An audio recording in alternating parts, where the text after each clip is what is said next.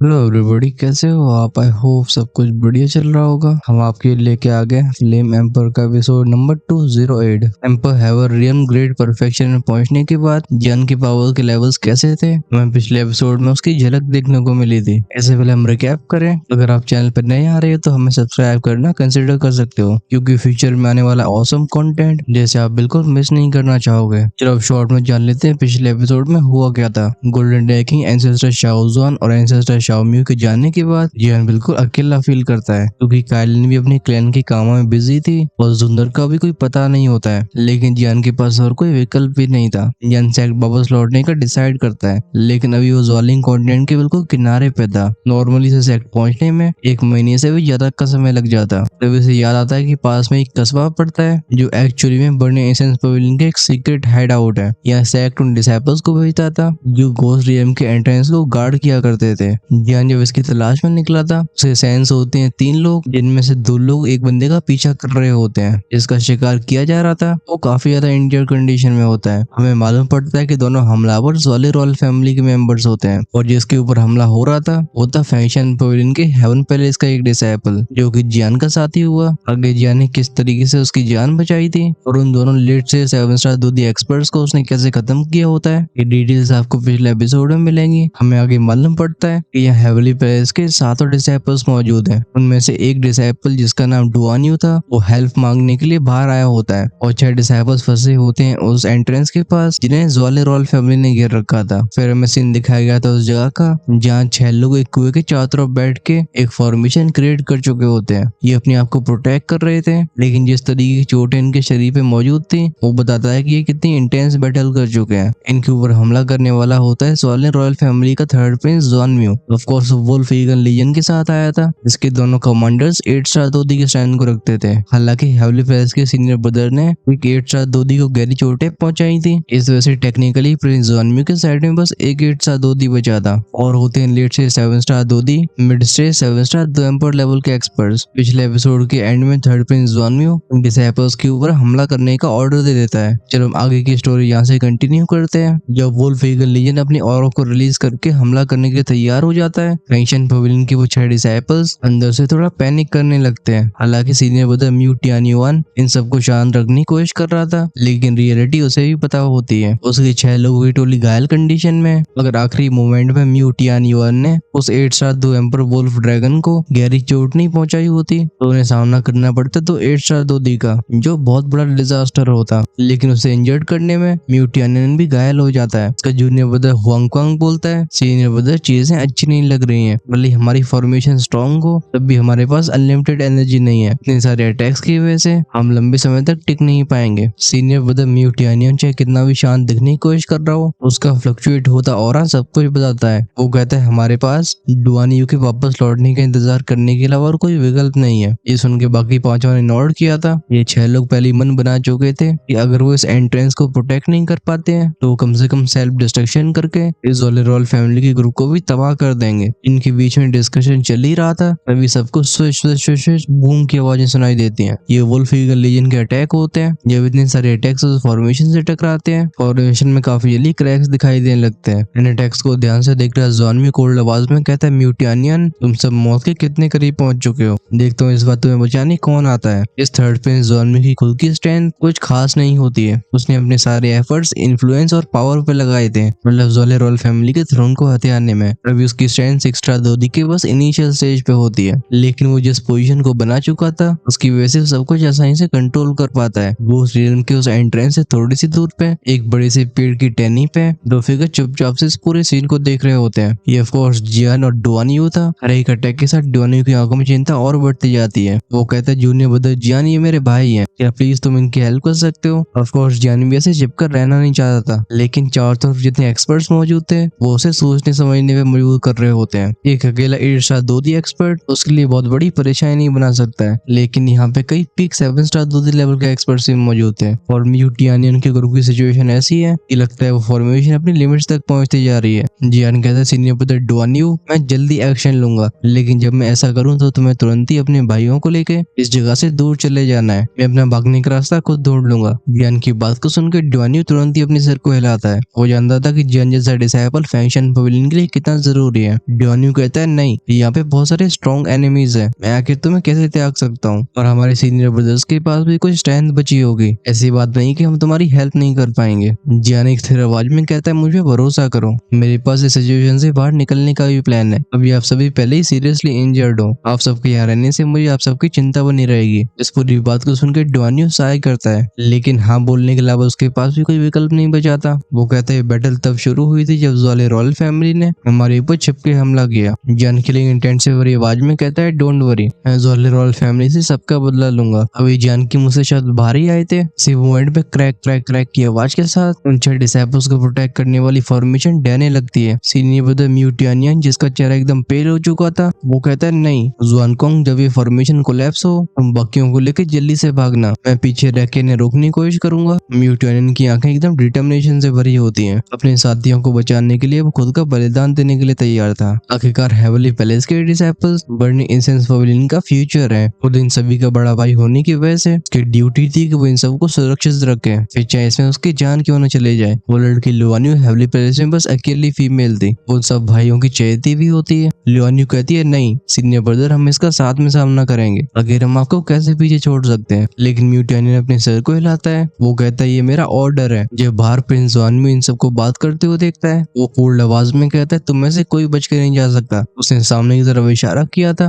Wolf eagle legion का commander wolf head अपने दोनों हाथों में एक भयानक एनर्जी को इकट्ठा करता है, फिर से वो दे मारता है फॉर्मेशन से। बैंग के साउंड के साथ फॉर्मेशन पूरी तरह से कोलैप्स हो गई थी। ये देख के वो पीक 7 स्टार 2D लेवल के एक्सपर्ट्स म्यूटियनियन के ग्रुप के ऊपर टूट पड़ते हैं। ऑफ कोर्स कुछ एक्सपर्ट्स पीछे जुआनम्यू को सुरक्षित रखने के लिए रह गए थे, अपने हाथ में उस डार्क एरी स्क्रोल को लेके। प्रिंस जुआनम्यू कहता है म्यूटियनियन, लोग कहते हैं तुम फैक्शन पवेलियन के सबसे ज्यादा वैल्यूएबल डिसाइपल्स हो, और ये मैं भी मानता हूँ कि भले तुम यिनटोंग से थोड़ा कमजोर हो, अभी तुम्हारे टैलेंट में कमी नहीं है। इस वजह से आज चाहे कुछ भी हो जाए तुम सबको आज मरना ही होगा। वो वुल्फ हेड से बोलता है कमांडर इन सबको क्रिपल कर दो, पेंटियान ने छुड़ाने के लिए हमारी ज़्वाले रॉयल फैमिली आने दो। ये सुन के वुल्फ हेड आगे बढ़ा था, उसके हाथ पे खतरनाक लाइफ फोर्स इकट्ठी हो गई थी और वैसे म्यूटियनियन और बाकियों की तरफ स्लैम कर देता है। ये पाम अटैक बहुत टेरिफाइंग था, हालांकि अपनी पूरी स्ट्रेंथ में म्यूटियनियन इसका सामना कर सकता था, लेकिन इतने लंबे समय तक फॉर्मेशन में एनर्जी सप्लाई करने की वजह से वो पूरी तरह से थक चुका होता है। वो पहले सामने की तरफ शूट होने की वजह अपनी लाइफ फोर्स से अपने टीममेट्स के ऊपर हमला करता है, जैसे पांचों उड़ते हुए पीछे चले जाते हैं। म्यूटियनियन कहता है तुम लोग भागो यहाँ से, तब तक वो अटैक म्यूटियनियन के बिल्कुल पीछे आ चुका था। ऐसे सीन को देख के हेवली पैलेस के पांचों डिसाइपल्स एकदम हॉरिफाइड हो जाते हैं। लुआन्यू और बाकी सब चिल्ला के बोलते हैं सीनियर ब्रदर। सबसे पहले आगे शूट होने वाला हुआंगकोंग था, वो कहता है हमारे फैक्शन पवेलियन ने हमें कभी नहीं सिखाया कि मुसीबत में हम अपने साथियों को छोड़ दें। वैसे सीन को देख के सीनियर ब्रदर म्यूटियनियन के चेहरे पे एक कड़वाहट से भरी स्माइल आ गई थी। वो अपने सर को हिलाता है, अचानक से उसके शरीर की एनर्जी उबलनी शुरू हो जाती है। जब वुल्फ हेड सीन को देखता है, वो अपने टीममेट से कहता है पीछे जाओ, ये सेल्फ डिस्ट्रक्ट होना चाहता है। एक पीक 7 स्टार 2 एम्पर लेवल के एक्सपर्ट का सेल्फ डिस्ट्रक्शन ये उसके अलावा सबको खत्म कर सकता था। म्यूटियनियन का शरीर किसी बल्ब की तरह ब्राइट हुआ था, उसकी एनर्जी एकदम क्रिटिकल कंडीशन में पहुंच गई होती है, लेकिन इसी पल एक जेंटल सी एनर्जी उसे ढकती है और उसे सुनाई देती है एक शांत करने वाली आवाज। वो आवाज कहती है सीनियर ब्रदर, बाकी का मामला आप मुझ पे छोड़ दो। जब जुआनम्यू इस अनफैमिलियर प्रेजेंस को सेंस करता है, वो एकदम चौकन्ना हो गया था। जुआनम्यू कहता है कौन है यहाँ पे, बाहर आओ। वुश के साउंड के साथ म्यूटियनियन के सामने एक फिगर अपीयर हुआ था। इसके पीठ पे बड़ी सी रूलर होती है, बस बात ऐसी थी कि इसका ऑरा इतना कम था कि ये कोई नॉर्मल सा इंसान लगता है, लेकिन इस फिगर के बारे में यही बात थी जो वुल्फ हेड और बाकियों को वहीं पर रोक देती है। तभी हम पेड़ के ऊपर से एक और फिगर को उतरते हुए देखते हैं, मतलब उसने सीधा जंप मार दी थी। इस फिगर को देख के सीनियर ब्रदर म्यूटियनियन कंफ्यूज हो गया था। वो कहता है डुआन्यू, क्या मैंने तुमसे नहीं कहा था कि तुम्हें वापस नहीं लौटना है, फिर तुम यहाँ पे क्यों? इससे पहले वो और कुछ बोल पाता, डुआन्यू बताता है सीनियर ब्रदर ये हमारे फैक्शन पवेलियन का डिसाइपल है और मेरी जान को भी इसने ही बचाया है। ये सुन के म्यूटियनियन एकदम शॉक हो जाता है। वो कहता है क्या, जो लोग डुआन्यू के पीछे गए थे? म्यूटियनियन को ऐसा लगता था कि डुआन्यू बस अपनी जान बचा ले, बड़ी बात है, लेकिन जिस तरीके से उसका जूनियर ब्रदर डुआन्यू वापस लौट आया है और वो दोनों बंदे कहीं दिखाई नहीं दे रहे, बात एकदम साफ हो गई थी। वो पूछता है कौन है ये? डुआन्यू बताता है जियान, ये ह्यूमन पैलेस का डिसाइपल है। जियान के नाम को सुन के म्यूटियनियन छोड़ने की जगह पे और गुस्सा हो गया था। वो डुआन्यू की तरफ पॉइंट करके बोलता है तुम डुआन्यू, क्या तुम नहीं जानते हो कि इस ह्यूमन पैलेस के डिसाइपल के पास हमारे सीनियर ब्रदर से भी ज्यादा अच्छा पोटेंशियल है, तुम आखिर इसकी जान खतरे में कैसे डाल सकते हो? अगर इसे कुछ भी हो जाता है तो ये हमारे फैक्शन पवेलियन का सबसे बड़ा लॉस होगा। भले म्यूटानियन अपने स्ट्रेंथ और टैलेंट पे काफी गर्व महसूस करता हो, वो जियान के पोटेंशियल को नकार नहीं सकता था। डुआन्यू हेल्पलेस आवाज में कहता है, मैंने जियान को हमारे दुश्मनों की स्ट्रेंथ के बारे में पहले बता दिया है, लेकिन तब भी उसने आपको बचाना चुना क्योंकि अब चीजें हो चुकी थी और समय को वापस ले जा पाना पॉसिबल नहीं था।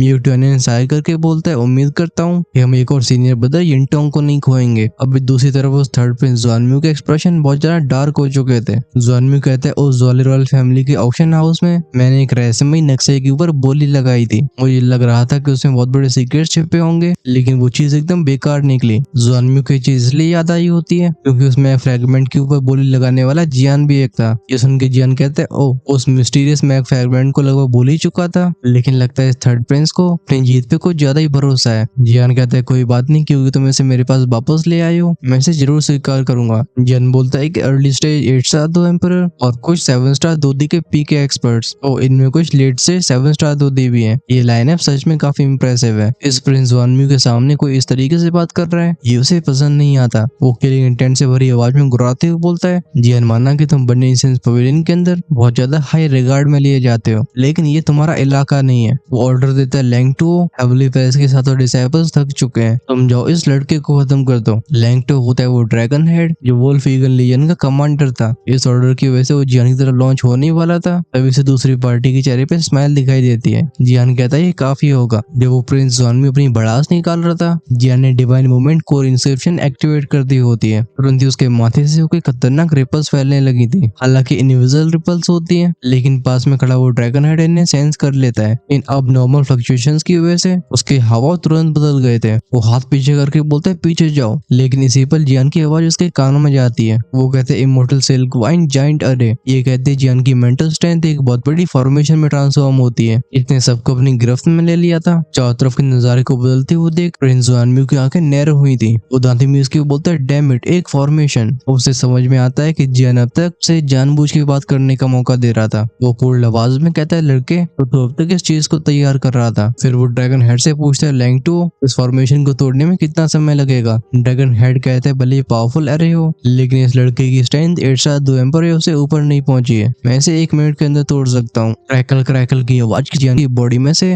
वो टेरिफाइंग फ्लेम से रट होने लगती है। वो कहता है, इसे खत्म करने के लिए 1 मिनट काफी होगा। फिर उसने अपनी रूलर को सर के ऊपर उठाया था। एक तेज पफ के साउंड के साथ उसकी एम्परर फ्लेम को होली फ्लेम रिप्लेस करती है। इस खाकी फ्लेम ने टेम्परेचर तुरंत बढ़ा दिया होता है। जियान के पास में हीट इतनी इंटेंस हो जाती है कि हम स्पेस को भी पिघलते हुए देखते हैं। इस नजारे को देख के वोल्फेट और बाकियों का एक्सप्रेशन चेंज हो गए थे। वोल्फेट चिल्ला के बोलता है, होली फ्लेम। जियान समय बर्बाद नहीं करता, बिना हेजिटेशन के डिवास्टेटिंग अटैक रूलर के फॉर्म में शूट हुआ था। ये थी स्काई शैटरिंग रूलर, जिन्हें टारगेट नहीं किया था वोल्फेट को, बल्कि अटैक ज़ुआनम्यू की तरफ गया होता है। जब वोल्फ ईगल लीजन के लोग इस सीन को देखते हैं, वो बीच में आके बोलते हैं, नहीं, थर्ड प्रिंस को प्रोटेक्ट करो। वोल्फेट भी बीच में आता है, बट जियान उस पर ध्यान नहीं देता। वो अपने एक हाथ से हैंड से चेंज करते हुए बोलता है, तुम में से कोई बीच में नहीं आएगा। तुम अचानक से फॉर्मेशन में से कोई एनर्जी की पतली बल्ली वाइन्स को बाहर आते हुए देखते हैं। ये उन ड्रैगन लेवल लीजन के मेंबर्स को जकड़ लेती है। ऐसा होने पे जियान का अटैक बिल्कुल नहीं रुकता, लेकिन अजीब बात ये होती है कि इस 8 स्टार दूधी लेवल के अटैक के सामने भी उस 1 स्टार दूधी ज़ुआनम्यू के चेहरे पे कोई डर दिखाई नहीं देता। वो एक सिनिस्टर आवाज में कहता है, तुम मुझे बहुत अंडर एस्टिमेट कर रहे हो। ये बोलती उसके हाथ का वो काले रंग का स्क्रोल खुला था। इसमें से वो की आवाजों के साथ एक ओवरवेलमिंग घोंसली ऑरा बाहर आया था। ये ऑरा सीधा जियान के अटैक का सामना करता है। फॉर्मेशन में बूम बूम के साउंड्स गूंजते हैं। जब हेवली पेरिस का सीनियर ब्रदर म्यूटानियन इस घोंसली पावर को सेंस करता है, तो उसके एक्सप्रेशन डार्क हो गए थे। वो कहता है, ये स्क्रोल ये मरे हुए लोगों की सोल का इस्तेमाल करता है। डैम इट, अभी एनर्जी यहाँ पे अनलीश हो गई है। लगता है चीजें और खराब होने वाली हैं। ऐसा इसलिए था क्योंकि ये होता है घोस्ट वर्ल्ड का एंट्रेंस। इस मोमेंट में ज़ुआनम्यू की पूरी बॉडी को हजारों स्पिरिट्स यानी कि भूतों ने घेर रखा होता है। ये वही सोल बॉडीज थी जो पूरे माहौल को एकदम डरावना बना रही थी। ज़ुआनम्यू हंस के बोलते, हा हा हा, जियान तुमने कभी एक्सपेक्ट नहीं किया होगा। क्यों? इस पे जियान हम्प यानी कोल्ड स्नॉट करता है। उसकी फॉर्मेशन में जो होली फ्लेम फैली होती है, वो इस घोंसली ऑरे को सप्रेस कर रही थी। लेकिन दिक्कत ये होती है कि इसी फॉर्मेशन के अंदर वो घोस्ट वर्ल्ड का एंट्रेंस आता है। जब ज़ुआनम्यू की वो घोंसली एनर्जी उस घोस्ट वर्ल्ड के द्वार तक पहुंचेगी, पूरी सिचुएशन नहीं बदल सकती है। ज़ुआनम्यू तो इसे हंसते हुए अपने दोनों हाथों को जियान की तरफ आगे बढ़ा देता है। वो कहता है, गो टू हेल। वो की आवाजों के साथ वो चीखती चिल्लाती हुई स्पिरिट्स अपनी पावरफुल सिनिस्टर एनर्जी को लेके जियान को अपना निशाना बनाती हैं। एक दूसरे में मिलकर एक बहुत बहुत बड़ी खोपड़ी को बना लेती हैं। इस खोपड़ी के जबड़े में बहुत पैने पैने दांत थे। इस नजारे को देख के म्यूटियनियन और बाकियों का एक्सप्रेशन खराब हो जाते हैं। म्यूटियनियन कहता है नहीं, हमें इस पावरफुल अटैक को रोकना होगा, ये जियान को खतरे में डाल सकता है। इतनी गहरी चोटें और थकावट के बाद भी म्यूटियनियन दांती मीस के बोलते हैं सब लोग तैयार हो जाओ। इस ऑर्डर की वजह से बाकी लोग हेजिटेट करते हैं। वो लड़की लुआन्यू कहती है सीनियर ब्रदर लेकिन आपकी चोट है। म्यूटियनियन इस लड़की को रोकने वाला था तभी से सुनाई देती है जियान की आवाज। जियान कहता है सीनियर ब्रदर इन्हें मेरे ऊपर छोड़ दो,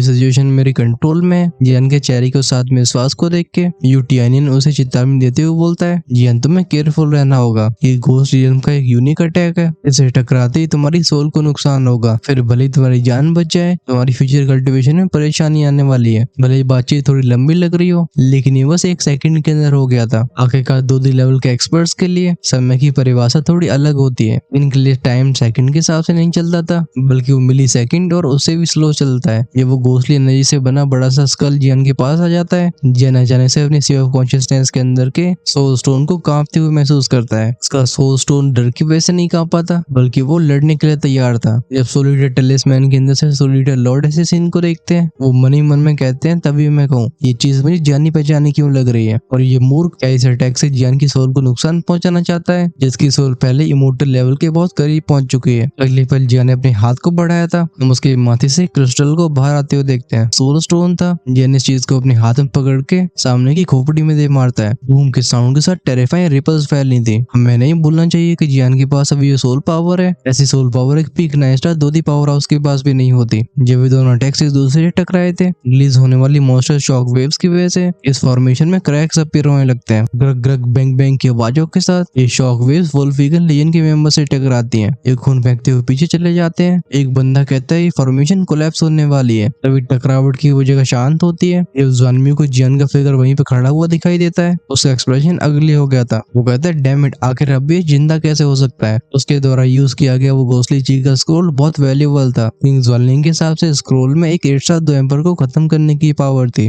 अगर ज़्वानमियो डेस्परेट नहीं होता तो इस खजाने को कभी बर्बाद नहीं करता। उसके दिमाग में विचार आ ही रहे होते हैं तभी जियान की पैनी आवाज उसके कान में जाती है। जियान कहते ज़्वानमियो मरने के लिए तैयार हो जा। ज़्वानमियो होश में आया था। उसकी आंखें किसी जानवर की तरह हो गई होती हैं। वो बोलता है रिडिकुलस, मेरे साथ इतने सारे लोग हैं, मरने वाला लड़के तू है। ड्रैगन हेड जाओ इसे खत्म कर दो। ज़्वानमियो के ऑर्डर को सुन के उस कमांडर ड्रैगन हेड के चेहरे पे एक विशिष्ट एक्सप्रेशन दिखाई देता है। आज उसने जियान की जो एबिलिटीज देखी हैं उससे वह साफ हो गई थी कि लड़का भविष्य में ज़्वाली रॉयल फैमिली के लिए बहुत बड़ा दुश्मन बनेगा और ऐसे दुश्मन को और भी ग्रो नहीं होने दिया जा सकता। वो किलिंग इंटेंट से भरी आवाज में कहता है जियान, हाँ मैंने सुना है बर्नी फैमिली के डिसाइपल्स में तुम अभी स्ट्रॉन्गेस्ट हो। उम्मीद करता हूँ कि तुम मुझे निराश नहीं करोगे। इस ड्रैगन हेड को आगे बढ़ते हुए देख जियान अपने रूलर को थोड़ा पीछे खींचता है। फिर उसका पिछला पैर हवा में प्रेस होता है। अगली पल हम दोनों के फिगर को गायब होते हुए देखते हैं। यहाँ से शुरुआत होती है एक टेरिफाइंग 1v1 बैटल की। लोगों ने अपने सर को ऊपर उठाए होता है तभी वो terrifying clang clang boom boom की आवाजें इन सभी के एक्सप्रेशन सीरियस कर देती हैं और साथ में आती हैं टेरिफाइंग रिपल्स। जियान के हाथ में हैवी रूलर खतरनाक तरीके से डांस कर रही होती है। वहीं पे लैंगटो के हाथ में एक भाला था जो क्लैंग क्लैंग के साउंड के साथ जियान के अटैक्स को रोकता था। इस सिचुएशन बनी रहती है कुछ सेकंड्स तक तभी जियान को एक मौका मिलता है। वो अपनी रूलर को पीछे करके अपनी लात को आगे बढ़ाता है। बैम के साउंड के साथ हम उस ड्रैगन हेड को पीछे घिसटते हुए देखते हैं। जियान कहता है ये अभी खत्म नहीं हुआ। उसकी रूलर की ग्लो की इंटेंसिटी बढ़ती है। होली फ्लेम की पावर की वजह से स्पेस भी क्रैक होने लगा था। फाइनली जियान अपनी रूलर को तिरछा घुमाता है। इस बार वो ड्रैगन हेड तैयार नहीं हो पाया था। उसके एक्सप्रेशन ड्रास्टिकली चेंज होते हैं। वो कहता है नॉट गुड। खुद को बचाने के लिए उसने अपने भाले को सामने किया होता है। अगली पल एक क्रैक बैंग की आवाज के साथ वो स्पीयर कई टुकड़ों में बढ़ गया था। इस अटैक की वजह से फिर से लैंगटो खून फेंकता हुआ पीछे चला गया होता है। बेसिकली लैंगटो और ड्रैगन हेड दोनों एक ही थे। अगर नॉर्मल स्टैंडर्ड्स की बात करी है तो इस अटैक से बचने में उसे परेशानी नहीं होनी चाहिए थी, लेकिन जियान की जो बैटल इंस्टिंक्ट्स हैं वो उसे बिल्कुल ठहरने का मौका नहीं देती। अपने मुंह से खून पहुंचते हुए लैंगटो कहता है तुम सभी पीछे जाओ, अब मैं से एक एक्स्ट्रा 2D की माइट दिखाता हूँ। पीछे से वो प्रिंस ज़ानमियो भी चिल्ला के बोलता है लैंगटो इसे खत्म कर दो, इसे जिंदा रखने की कोई जरूरत नहीं है। वो बाकियों से कहता है चलो हम फोकस करते हैं सील को ब्रेक करने में। ज़ानमियो उन पावरफुल एक्सपर्ट्स को लेके घोस्ट रियल्म के उस गेट के पास जाता है जहाँ हेवली प्रेस के डिसाइपल्स मौजूद थे। इन्हें आगे बढ़ते हुए देख म्यूटियनियन बोलता है हम एक बार फिर से फॉर्मेशन तैयार करते हैं, हमें सील को प्रोटेक्ट करना ही होगा। ये फिर से पोजीशंस को लेते हैं और वो फॉर्मेशन तैयार होने लगती है। जब ज़ानमियो सीन को देखता है वो चिल्ला के बोलता है अटैक अटैक अटैक, इनमें से किसी को जिंदा मत छोड़ना, हम दोबारा इस फॉर्मेशन को बनने नहीं दे सकते।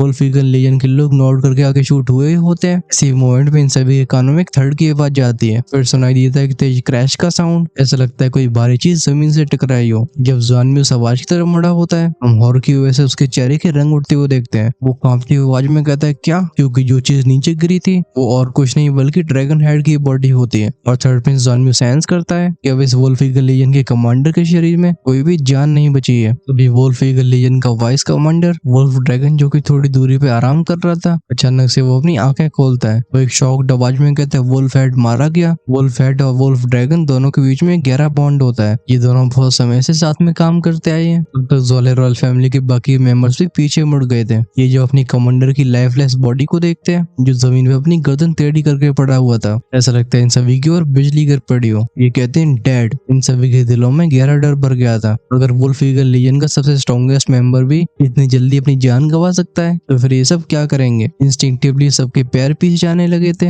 आफ्टर ऑल कोई भी अपनी जान फालतू में नहीं देना चाहता। फाइनली इसी मोमेंट पे वो प्रिंस जुआनमियो, जिसके चेहरे पे बिल्कुल रंग नहीं थे और उसके एक्सप्रेशन डार्क और अगली हो गए होते हैं, वो जैसे तैसे खुद को रिकवर करता है। उसकी नजरें युद्ध के मैदान की ऊपर की तरफ देखती है, जहाँ हवा में खड़ा हुआ एक फिगर स्माइल के साथ उसे देख रहा होता है। जुआनमियो दादी में इसकी बोलता है लिटिल बैस्टर्ड। अपनी हैवी जोन रूलर को वापस से पीठ पर रख के जियान के चेहरे पे टीजिंग स्माइल आ गई होती है। वो जुआनमियो को चढ़ाते हुए बोलता है लगता है एक 8 साल दूध इतना भी स्ट्रॉन्ग नहीं होता इतना मैंने सोचा था। और वो प्रिंस जुआनमियो, जो कि अपनी चतुराई के लिए जाना जाता था, हम उसे पागल होते हुए देखते हैं। वो बिना हेजिटेशन के लॉन्च हुआ था आसमान में और उसने जियान की तरफ एक पाम अटैक लॉन्च किया होता है। ऑफ कोर्स इस अटैक का सामना जियान बस अपनी एक उंगली से कर लेता है। वहीं पे जब हेवली पैलेस के लोग विटनेस करते हैं कभी हुआ क्या, इन्हें जुआनमियो से भी बड़ा शौक लगा था। इनमें सबसे पहले रिकवर करने वाला मियू टियान्युआन था। वो तब भी डिसबिलीव भरी आवाज में कहता है इम्पॉसिबल। तो वो ड्रैगन हेड इतनी जल्दी कैसे मरा। एक इनिशियल 7 स्टार दूधी के लिए एक 8 साथ 2 एम्पर को इतनी जल्दी खत्म करना, ये पागलपन है। तभी मियू टियान्युआन ने अपने हाथ को आगे बढ़ा के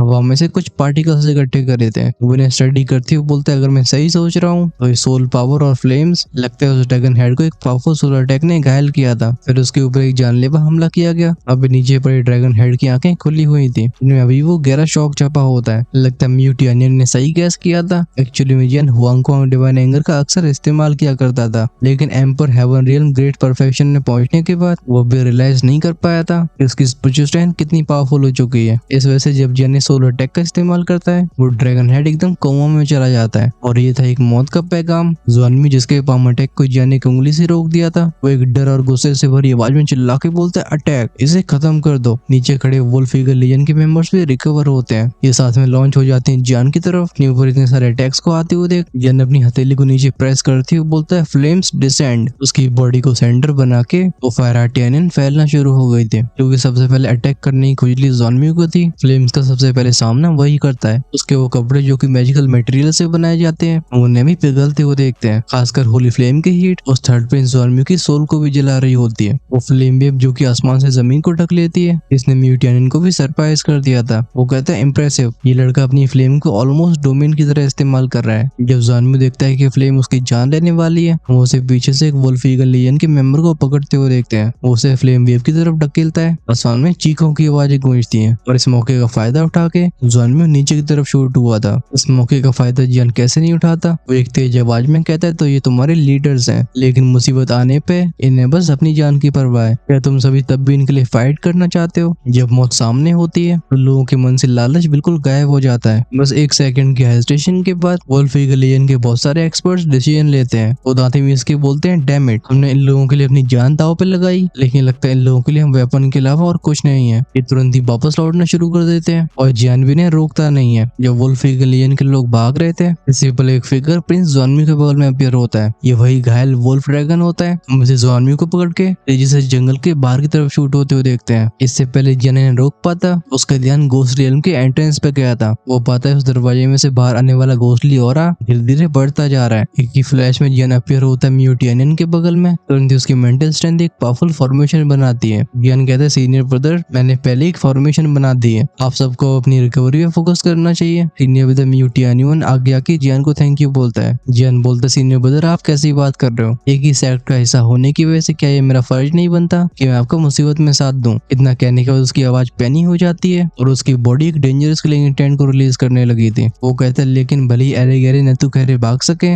जुआनमियो को मरना होगा। ये बोलते वो जुआनमियो के पीछे शूट हुआ था। जब हेवली पैलेस के डिसाइपल्स जियान के चेहरे पे खूंखार बुखार एक्सप्रेशन को देखते हैं इन सब के चिल फैल गई थी। अच्छी बात है कि सेम सेक्स से है। वो लड़की लुवानी कहती है ये जियान सच में रूथलेस है, हालांकि उनके लिए अच्छी बात थी। सीन चेंज हुआ था, हम उस वुल्फ ड्रैगन और जॉनवी को तेजी से भागते हुए देखते हैं। मतलब वो बेसिकली उड़ रहे थे। जॉनवी जो गुस्से की वजह से एकदम उबल रहा होता है, वो कहता है डैम इट, इस जियान ने सब कुछ खराब कर दिया। जब मैं वापस लौटूंगा तो मैं फादर से एक स्ट्रॉन्ग एक्सपर्ट को डिस्पैच करने के लिए बोलूंगा, जिससे वो इस लड़के को कैप्चर कर सके, क्योंकि मैं इसे मौत से बदतर जिंदगी खुद देना चाहता हूँ। अभी उस वुल्फ ड्रैगन का चेहरा भी डर से भरा होता है। वो कांपती हुई आवाज में कहता है थर्ड प्रिंस, हमें जल्दी यहाँ से जाना होगा। उस म्यूटेनियन की वजह से मुझे गहरी चोटें आई हैं, हालांकि मैं थोड़ा बहुत रिकवर हो चुका हूँ, लेकिन अगर जियान हमें कैच कर लेता है। इतना सुनकर जॉनवी का फेस डार्क हो जाता है, लेकिन ये सच्चाई भी थी। ये दोनों लोग फिर से अपनी पेस को बढ़ाने वाले थे। अभी चारों तरफ से छोटे छोटे पार्टिकल्स एक जगह पे इकट्ठे होते हैं, फिर स्पेस को फाड़ देते हैं। अंदर से एक फिगर बाहर आया था। जियान ने यहाँ पे अपनी टेलीपोर्टेशन स्किल यूज करी होती है। इस लड़के के चेहरे पे उस सैवेज स्माइल को देख के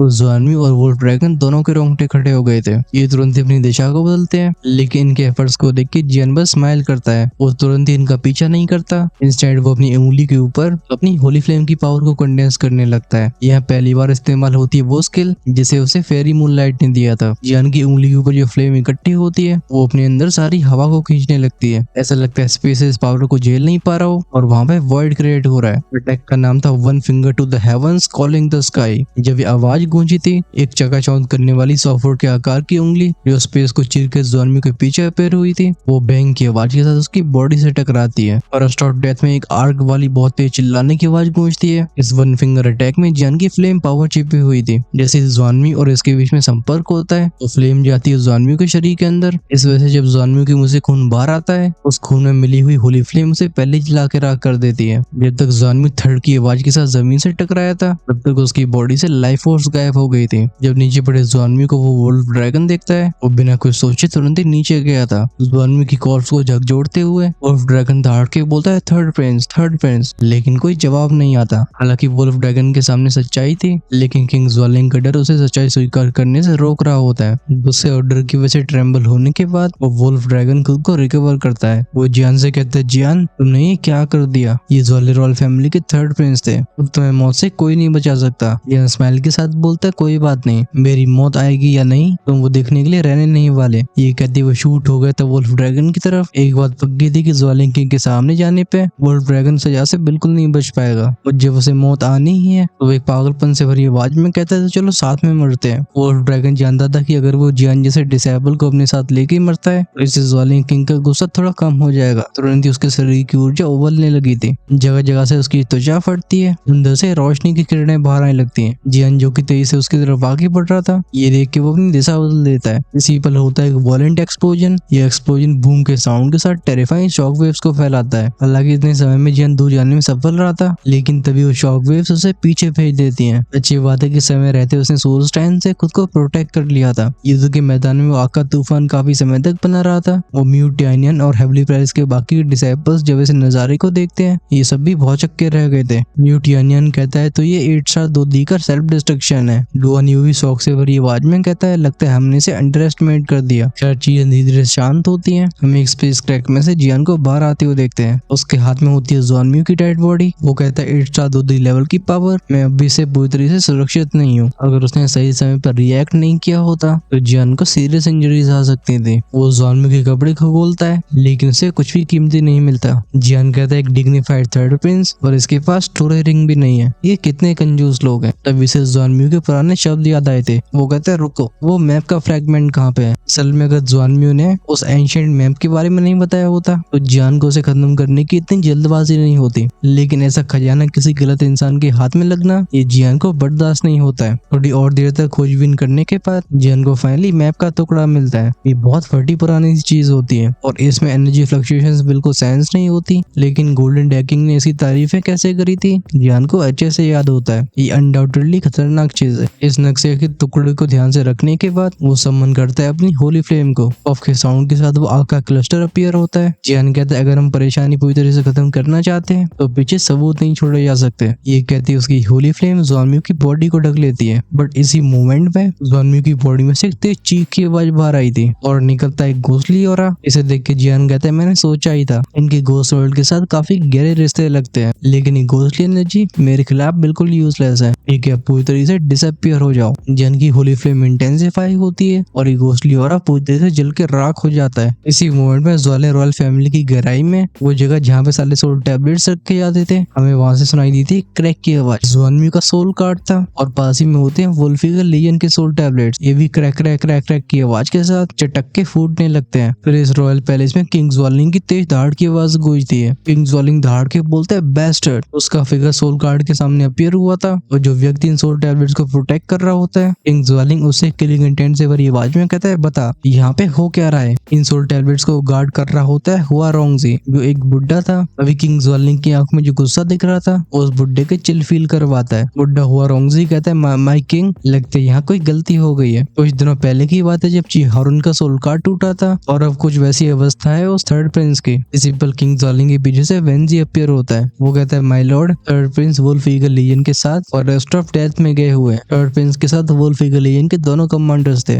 जिनकी स्ट्रेंथ एक साथ 2 एम्पर से ऊपर की थी। किंग ज्वालिंग को भी भरोसा नहीं होता कि उसका सबसे चहीता बेटा इस तरीके की मौत मरेगा। वो अपने सर को हिला के बोलता है नहीं नहीं, इन सोल टैबलेट्स के साथ कुछ गलत होगा। फिर वो हुआ रोंगजी को घूरता है। किंग ज्वालिंग बोलता है उम्मीद करता हूँ तुम सही हो, क्योंकि अगर उसे कुछ हो गया, ये कहते हुए इस जगह से गायब हो गया था। पीछे रह कर हुआ रोंगजी साय करता है। उसे अंदर से काफी कड़वाहट महसूस हो रही थी। वो कहता है सोल कार्ड टूट चुके हैं, इसका साफ मतलब है प्रिंस ज्वानमी की मौत। आखिर किंग ज्वालिंग रियलाइज क्यों नहीं कर पा रहा है। चलो ये ठीक भी है, वैसे भी ज्वाले रॉयल फैमिली में काफी कियोस फैली हुई है। मैं इस मौके का फायदा उठा के यहाँ से कुछ समय के लिए गायब भी हो जाऊंगा। जब ये बुड्ढा हुआ रोंगजी अपनी जान बचा के भाग रहा होता है उस घोस्ट रियल्म के एंट्रेंस पे जियान वापस अपने सीनियर ब्रदर से मिल चुका होता है। जियान पूछता है कि आप सभी ठीक हो। यूटियानी नोट करके बोलते हैं हम सब सही है। वैसे जूनियर ब्रदर, तुम्हें तो आने वाले कंपटीशन के लिए प्रिपेयर करना चाहिए था, क्यों फिर तुम यहाँ पे क्यों हो। जियान कहता है मैं यहाँ पे एक फ्रेंड के साथ आया था। कंपटीशन की बात आई गई है तो मैं पूछना चाहूंगा कि क्या इस जगह की टेलीपोर्टेशन इन्फॉर्मेशन काम कर रही है। उसका इस्तेमाल करने से हम समय पे वापस लौट पाएंगे। जियान की पावर को विटनेस करने के बाद कोई भी उसे हल्के में नहीं लेता। सीनियर ब्रदर म्यूटियानियन नोट करके बोलता है हाँ चलो हम उसे एक्टिवेट करने की कोशिश करते हैं, लेट्स गो। तभी जियान का ध्यान जाता है गोस्ट वर्ल्ड की सील पे। वो पूछता है सीनियर ब्रदर इस एंट्रेंस के बारे में क्या। इसका जवाब देता है डुआनियू, जो सबसे पहले जियान को मिला था। डुआनियू कहता है सील पहले ही कमजोर हो चुकी है, हमें जल्दी वापस लौट के इसके बारे में एल्डर्स को बताना होगा। ये एक दूसरे को सपोर्ट करते करते पहुंच जाते हैं टेलीपोर्टेशन इन्फॉर्मेशन के ऊपर। वैसे भी सैक कॉम्पिटिशन को शुरू होने के लिए बस 3 दिन रह गए होते हैं। जियान यूज करता है अपनी मेंटल पावर, जैसे फॉर्मेशन और सफेद ऊर्जा को सोखती है। फॉर्मेशन में बाहर आती है वो सिल्वरी लाइट, इस सबको किसी चादर की तरह ढक के गायब कर देती है। जब जियान और उसका ग्रुप डिसअपियर हुआ था हम तभी जमीन से कमजोर से फिगर को बाहर आते हुए देखते हैं। इसका ऑरा बहुत कमजोर था लेकिन ये साफ तौर पे जिंदा होता है। तो इसे हा हा हंस के बोलता है जियान तुमने कभी सोचा नहीं होगा, जब मैं इसके बारे में अपने किंग से रिपोर्ट करूंगा तो मैं से कोई नहीं बचने वाला।